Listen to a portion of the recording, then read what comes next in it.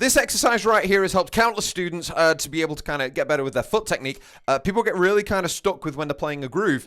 The bass drum and the hi-hat are always kind of glued together. So bass, bass, and bass, bass. And they can't kind of separate the bass drum out. And it leaves their grooves staying in this kind of like basic drumland. So bass and bass, bass, bass, bass. And they can't like do any of the bass drums. The next kind of layer for making your bass drum stuff within grooves interesting is playing bass drums that aren't with the hi-hats. So if you're grooving here on the hi-hat, bass drums that come, they're ones that are kind of coming in between the hi-hat.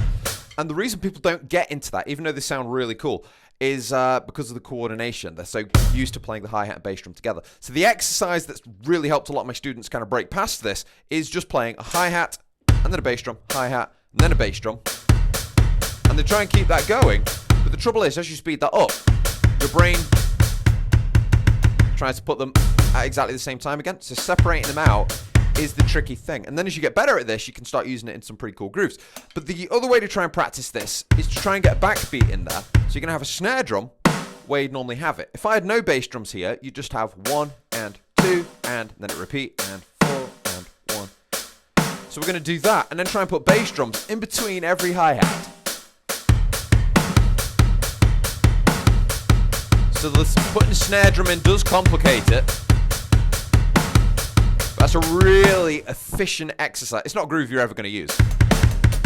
But it's just to kind of build up that skill so that then when you start to just play normal grooves and you want some interesting bass drums,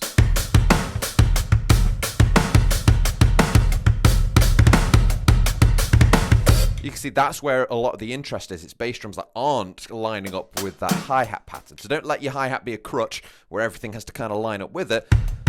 You've got these kicks that you can start putting in between, which is pretty useful. I'm going to do a couple of grooves now to show you the way that you can kind of use that. But I do have a really popular course on Drumdex, which is called the Bass Drum Bootcamp, and it goes into this kind of thing of trying to separate your bass drum out, and then a whole load of other kind of foot technique things to make your drumming sound a lot better. So check it out.